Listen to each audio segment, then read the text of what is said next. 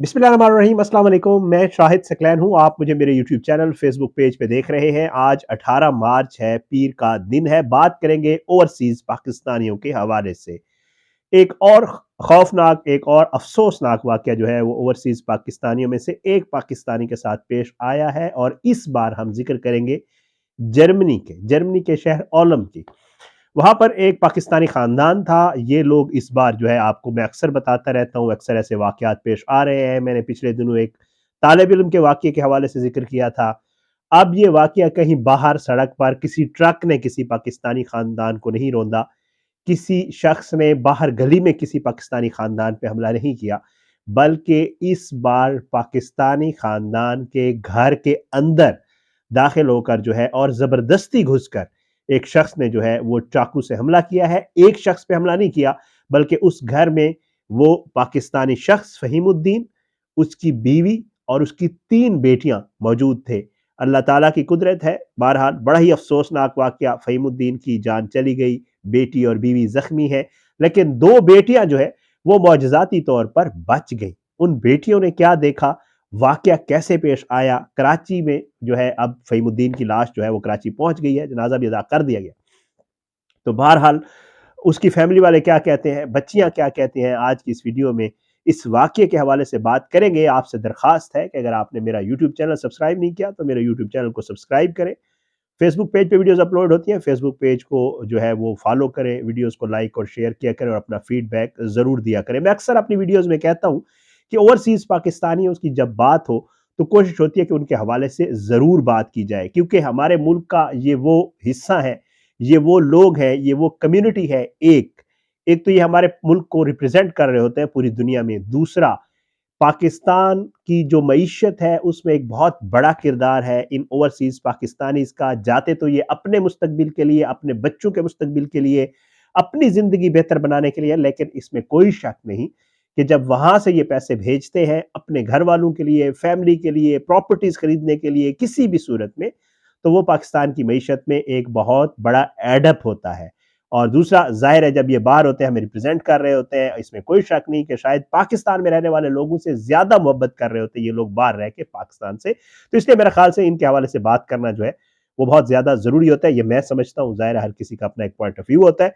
बहरहाल वाकये की तरफ आते हैं। मैं आपको जैसे पहले बता चुका हूँ, कराची का शख्स जिसका नाम फहीमुद्दीन 1992 में जो है ये वहां पे जाता है, और बताया यही जा रहा है कि ये वहां पे मुख्तलिफ काम करता रहा, और अब मौजूदा काम जो है ये टैक्सी चलाना था।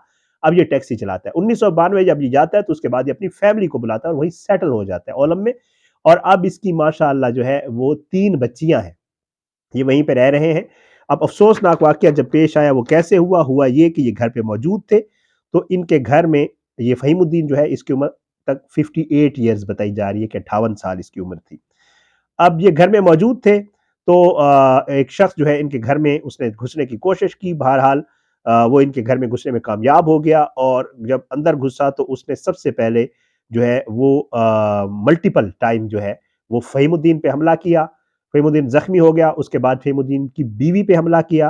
फहीमुद्दीन की बीवी जो है वो जख्मी हो गई। उसके बाद उसने, उनकी बेटी वहां पे मौजूद थी जो माँ को बचाने के लिए और बाप को बचाने के लिए आगे बढ़ी, उस पे चाकू से हमला किया, वो भी जख्मी हो गई। 2 बच्चियां और थी जो इस घर में मौजूद थी। जब उन्होंने ये सारा मामला देखा तो वो भाग के कमरे में चली गई, रूम में चली गई, उन्होंने अंदर से लॉक कर दिया, और उसके बाद जो है उन्होंने वहां से इमरजेंसी कॉल की। शोर शराबा वगैरह सुना गया, पड़ोसियों की तरफ से भी, पुलिस को इन्फॉर्म किया गया, उन बच्चियों की तरफ से भी, और पड़ोसियों ने भी पुलिस को इन्फॉर्म किया। तो आपको पता है वहां पे रैपिड रेस्पॉन्स होता है, वहां पे बड़ा जल्दी पुलिस पहुंचती है। तो ये जो हमलावर है ये घर के अंदर मौजूद था उस वक्त जब वहां पे पुलिस ने रेस्पॉन्स किया और पुलिस आई। इब्तदाई इत्तलात के मुताबिक इस शख्स को जो है पुलिस ने पहले काबू करने की कोशिश की, काबू नहीं हुआ तो पुलिस ने इसकी टांग में गोली मारी। बताया पहले कुछ खबरें ऐसी चली कि शायद उसको मार दिया गया है, ये शख्स जिंदा है। और इस शख्स के जो है पुलिस ने टांग में गोली मारी, और टांग में गोली मारने के बाद इसको जख्मी हालत में जो है वो अस्पताल मुंतकिल किया गया। अब जो फहीमुद्दीन था उसके हवाले से, अब तो उसकी मैयत भी पाकिस्तान पहुंच गई है। जो उसकी जो है डेथ हो गई। बीवी और बेटी वो शदीद जख्मी है और वहां पे हॉस्पिटलाइज है, उनका इलाज जारी है। साथ में ये जो शख्स है, इसको वहां पे साइकोट्रिक हॉस्पिटल है, वहां पे एडमिट किया गया है। अब अफसोसनाक पहलू ये है کہ وہاں پہ یہ کہا جا رہا ہے کہ یہ شخص نفسیاتی مریض تھا، اور اس نے جو وہاں کی پولیس بتا رہی ہے کہ جی اس کا اور کوئی مسئلہ نہیں تھا، یہ سائیکو تھا، اور اس نے جو ہے اپنے جو اس کو اس وقت اس کی جو پوزیشن تھی اور اس میں جو ہے وہ اشتعال میں آیا اور اس نے جا کے یہ حملہ کیا۔ تو بہرحال ایک یہ خبر بتائی جا رہی ہے، لیکن وہاں پہ جو موجود کمیونٹی ہے پاکستانی، ان سے جب میری بات ہوئی تو انہوں نے مجھے یہ بتایا کہ یہ محض جو ہے اس کو شاید بچانے کے لیے سارا کچھ کیا جا رہا ہے، کیونکہ ایک ایسا شخص جو سائیکو تھا تو اس کو ان کے گھر میں داخل ہونے کی کیوں ضرورت تھی اور اندر گھس کے مارنے کی کیا ضرورت تھی؟ اگر اس نے ایسا کچھ کرنا تھا تو وہ راہ چلتے بھی کسی پہ حملہ کر سکتا تھا۔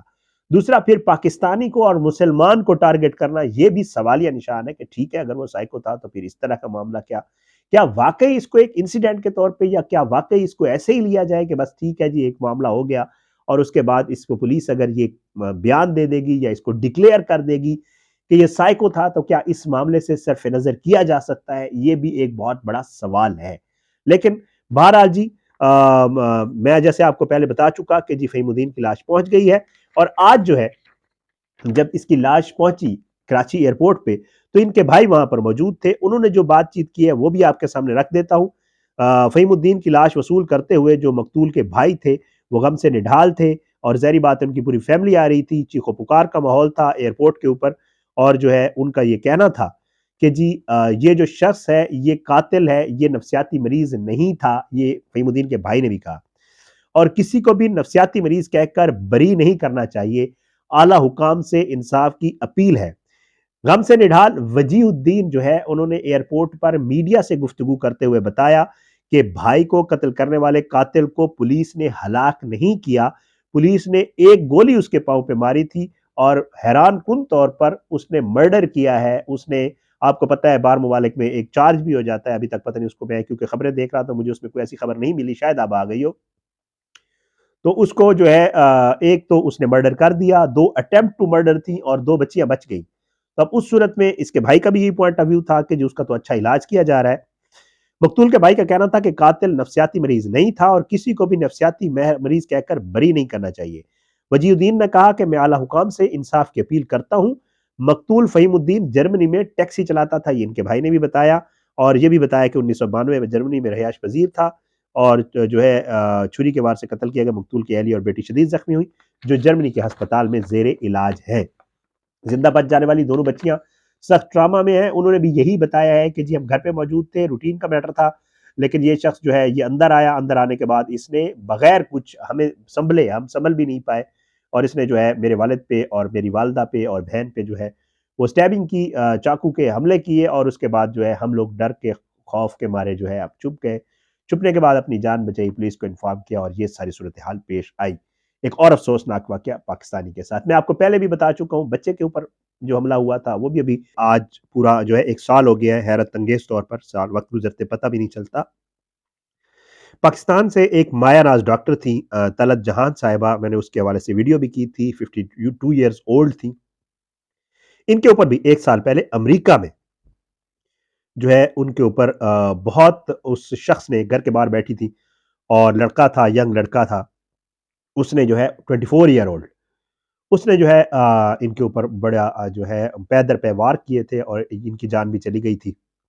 لڑکے کا نام جو ہے مائلز جوزف فریڈرک تھا، اور اس نے جو ہے اس کو پولیس نے گرفتار کر لیا تھا، اور پھر اس کے بعد اس کے اوپر جو ہے سزا بھی ہو گئی تھی اس کو۔ اس طرح کے واقعات جو ہے افسوسناک واقعات ہوتے رہتے ہیں، جرائم ہوتے ہیں ہر جگہ۔ پاکستان کے جو باہر لوگ ہیں اور اسپیشلی جو مسلمان ہیں، ان کے ساتھ اس طرح کے جو ہے واقعات ہونا جو ہے وہ ظاہر ہے، جیسے میں کل بھی بات کر رہا تھا اسلاموفوبیا والا اور اسلام کو لے کر بہت سارے معاملات، پھر وہاں پہ جو ریڈیکلائز، کیونکہ ظاہری بات ہے ہمارے ہاں کہا جاتا ہے، ہمارے حوالے سے ایون کہا جاتا ہے کہ جی جو مسلمان ہیں وہ بہت زیادہ اس طرح ہو جاتے ہیں اور یہ کر لیتے ہیں اور وہ کر لیتے ہیں، لیکن افسوسناک امر یہ ہے پوری دنیا میں کہ ہمیں تو اگلے الزام دیتے ہیں، لیکن ان کے ہاں جو کچھ ہوتا ہے اس کو وہ پتہ نہیں کچھ اور رنگ دیتے ہیں، اور یہ نہیں کہتے کہ جی ہمارے ہاں بھی یہ سارا کچھ موجود ہے اور ہمارے لوگ بھی اس طرح ہو جاتے ہیں۔